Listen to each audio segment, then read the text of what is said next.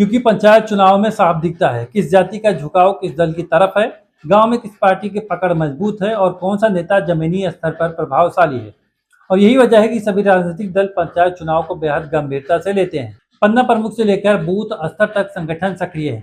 BJP की कोशिश होगी कि पंचायत चुनाव से पहले ही गाँव में अपना नेटवर्क और मजबूत किया जाए।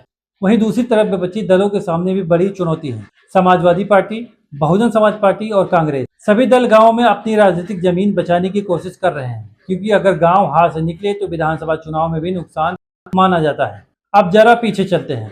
साल 2021 में पंचायत चुनाव अप्रैल महीने में 4 चरणों में कराए गए थे। पहला मतदान हुआ था 15 अप्रैल, 19 अप्रैल, 26 अप्रैल और 29 अप्रैल को, और 2 मई को मतगणना शुरू हुई थी। अब वर्तमान पंचायतों का कार्यकाल समाप्त होने जा रहा है। ग्राम पंचायतों का कार्यकाल लगभग 26 मई को खत्म होगा।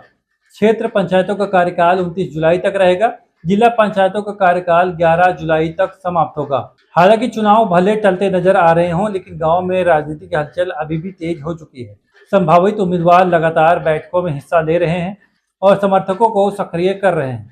गांव-गांव संपर्क अभियान चलाया जा रहा है, क्योंकि उन्हें पता है कि पंचायत चुनाव सिर्फ गांव का चुनाव नहीं है, बल्कि भविष्य की राजनीति की नींव है। हालांकि सरकार का कहना है कि वो सुप्रीम कोर्ट के निर्देशों का पालन कर रही है और ओबीसी आरक्षण की प्रक्रिया पूरी तरह जरूरी है। उत्तर प्रदेश की राजनीति में जातीय समीकरण बेहद अहम भूमिका निभाते हैं और स्थानीय जातीय समूह सभी का प्रभाव सीधा दिखाई देता है। और यही कारण है कि ओबीसी आरक्षण का मुद्दा सिर्फ कानूनी नहीं, बल्कि राजनीतिक रूप से भी संवेदनशील माना जाता है।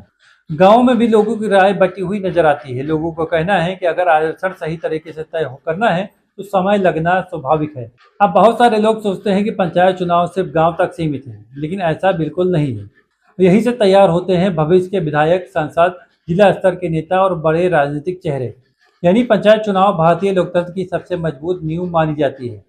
हालांकि फिलहाल संकेत यही है कि चुनाव आयोग अपना काम शुरू करेगा, रिपोर्ट तैयार होगी और आरक्षण प्रक्रिया चलेगी। इसके बाद चुनाव आयोग तैयारी करेगा। इसके बाद पूरी प्रक्रिया के चलते पंचायत चुनाव विधानसभा चुनाव के बाद ही होने की संभावना सबसे ज्यादा दिखाई देती है। अब देखना होगा क्या सरकार प्रक्रिया को तेजी से पूरा कर पाती है, या पंचायत चुनाव विधानसभा चुनाव से पहले हो पाएंगे, या फिर गाँव की सरकार चुनने के लिए जनता को और इंतजार करना होगा।